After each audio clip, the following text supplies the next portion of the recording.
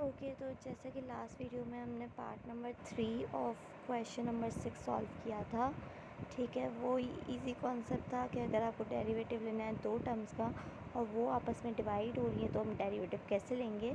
हम नीचे वाले फंक्शन का एज इट इज़ लिख के उसका स्क्वायर ले लेंगे डिनोमिनेटर में, और ऊपर न्यूमरेटर में वो नीचे वाला फंक्शन बाहर फेंक देंगे। डेरिवेटिव ले लेंगे न्यूमरेटर वाले फंक्शन का, और फिर न्यूमरेटर वाला फंक्शन बाहर निकाल देंगे और डेरिवेटिव ले लेंगे डिनोमिनेटर वाले फंक्शन का। दोनों के बीच में साइन आ जाएगी माइनस की। आज हम करने वाले हैं part number 4 of question number 6, जो कि यहाँ पर स्क्रीन पर पहले ही मैंने लिख दिया है। ठीक है, कि अगर हमें दोबारा डेरिवेटिव लेना है उन दो फंक्शंस का जो आपस में हो रहे हैं डिवाइड। ठीक है, और दो फंक्शंस यहाँ पर क्या है, एक है 2x⁴, दूसरा फंक्शन है b² - x²। दोनों आपस में डिवाइड हो रहे हैं और हमें इनका लेना है डेरिवेटिव। ठीक है, तो अब हम डेरिवेटिव कैसे लेंगे। पहले तो हम डेरिवेटिव अप्लाई कर लेंगे। ठीक है, क्या करेंगे, d/dx अप्लाई करेंगे किसके ऊपर, 2x⁴ के ऊपर अपॉन b² - x² के ऊपर, b² - x² के ऊपर। अब डेरिवेटिव का फॉर्मूला ये हमें क्या कहता है, या ये कॉन्सेप्ट हमें क्या कहता है कि डेरिवेटिव लेना है दो फंक्शंस का जो आपस में डिवाइड हो रहे हैं, तो नीचे वाले फंक्शन को एज इट इज़ नीचे लिख के उसका स्क्वायर ले लो। ठीक है, तो ये मैं यहाँ पे थोड़ा बड़ा बना रही हूँ। ठीक है, नीचे वाले फंक्शन को एज इट इज़ लिख के उसका होल स्क्वायर ले लो, तो ले लिया होल स्क्वायर। ठीक है, फिर वो जो नीचे वाला फंक्शन था ना उसको ऊपर बाहर फेंक दो, तो ये फेंक दिया बाहर। और न्यूमरेटर वाले फंक्शन का डेरिवेटिव ले लो, तो d/dx ले लो 2x⁴ का।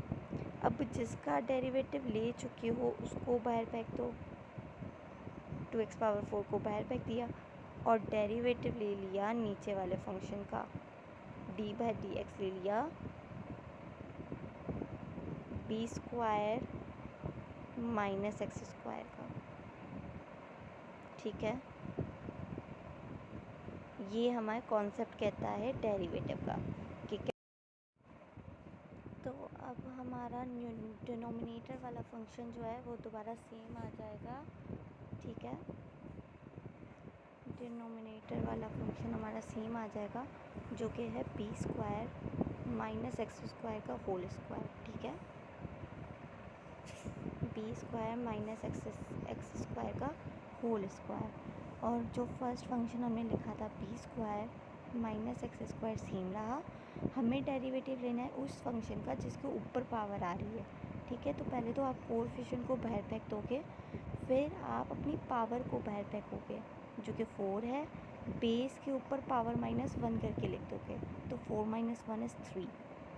फिर डेरिवेटिव ले लोगे बेस का जो कि x है, तो लिखने की कोई ज़रूरत नहीं है क्योंकि वो 1 के इक्वल होता है। ठीक है, ये हमारा सॉल्व हो गया। माइनस की साइन आ गई, ये सेम आ गया 2x⁴। डेरिवेटिव लेना है उन दो फंक्शंस का जो आपस में हो रहे हैं सब्ट्रैक्ट, तो हम क्या लेंगे, पहले डेरिवेटिव ले लेंगे फर्स्ट फंक्शन का जो कि है b², माइनस की साइन आ गई, डेरिवेटिव ले लेंगे दूसरे फंक्शन का जो कि है x²। ठीक है, इनके बोर्ड में तो वैसे ही वो चल रहा है। ठीक है, उसके बाद दोबारा इसको और सिंप्लीफाई करते हैं हम लोग कि डिनोमिनेटर वाली टर्म तो सेम चलती हुई आएगी जो कि है b² - x² होल स्क्वायर। ठीक है, यहाँ पर हम क्या करेंगे, इसको और सिंप्लीफाई करते हैं, b² - x², b² - x², 2 4 = 8x³। ठीक है, ये तो हमारा सॉल्व हो गया। माइनस की साइन आ गई, माइनस की साइन आ गई, ये बड़ा ब्रैकेट आ गया, 2x⁴ आ गया, ब्रैकेट क्लोज। यहाँ पर देखो डेरिवेटिव लेना है b² का, डेरिवेटिव लेना है हमें b² का, तो b हमारे पास यहाँ पर क्या है, कांस्टेंट टर्म है। ठीक है, b हमारे पास यहाँ पे कोएफिशिएंट है, सॉरी कांस्टेंट तो नहीं है, लेकिन ये यहाँ पर हमारे पास कोएफिशिएंट है। तो ये तो हमारे पास क्या इक्वल हो जाएगा, 0 के इक्वल आ जाएगा, राइट। ये ज़ीरो के इक्वल आ जाएगा। तो ज़ीरो लिखूँ ना लिखूँ फ़ायदा तो कोई है ही नहीं, माइनस की साइन आ गई ये वाली। डेरिवेटिव लेना है एक्स स्क्वायर का, तो ये आ जाएगा 2x, क्योंकि पावर बाहर रहती, और बेस के ऊपर पावर -1 कर देंगे। तो बेस हमारे पास है x और पावर है 2, और 2 में से -1 करेंगे तो हमारे पास क्या आ जाएगा, 1 आ जाएगा। ठीक है, तो ये हमने लिख दिया 2x।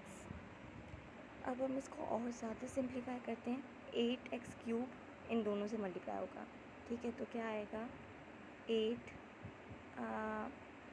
b² x³ minus 8 x⁵ x की पावर, क्योंकि दोनों बेस से सेम है तो मल्टीप्लाई हो रही हैं तो पावर से ऐड होंगी, तो 3 और 2 ऐड हो गया, 5 हो गया। ठीक है, माइनस माइनस हो जाएगा ये प्लस, 2 2 होता है 4, 2 2 होता है 4, और ये x की पावर हो जाएगी 5, x की पावर हो गई 5 अपॉन सेम ही चलता हुआ है b² माइनस का x² होल पावर 2। ठीक है, तो ये पावर सेम है, इसको सिंप्लीफाई कर लेते हैं। ये आ गई 8b² x³। ठीक है, ये कितना आ गया हमारे पास, माइनस का 4 x⁵ upon b² minus x² whole square. अब आपकी बुक में ज़्यादा भी इसको सिंप्लीफाई किया जा सकता है कि 4x³ को कॉमन लिया जाए, 4x³ को कॉमन लिया जाए। अगर 4x³ को कॉमन लेते तो यहाँ पर क्या बचेगा, 2b² और x³ तो वैसे ही चला गया। ठीक है, -4 तो वैसे ही चला गया, x³ चला गया, बाकी पे इतना बचा, x² बचा। तो आपकी बुक में, हमारी टेक्स्ट बुक में, सिंह की बुक में ये भी आंसर हो सकता है।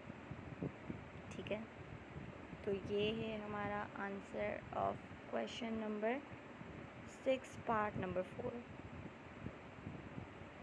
So this was all for today. In the next video we're gonna solve part number 5, which is the last part of this question, and then we'll have our this exercise completed. So this was all for today.